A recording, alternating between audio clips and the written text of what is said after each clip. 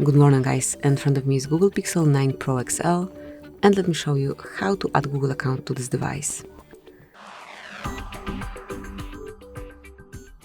At first, open the settings, then find and select passwords, passkeys and autofill and mark Add Account. Choose Google then. And now provide your email address or phone number, whatever is connected with your device, with your account. Now it's time to enter the password, so let me do it off the screen.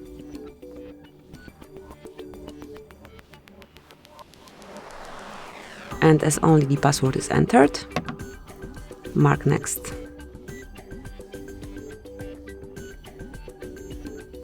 Here, go through all Google Terms of Service, Google Play Terms of Service, read Privacy Policy, and if you do agree with everything, and actually you have to, mark I agree.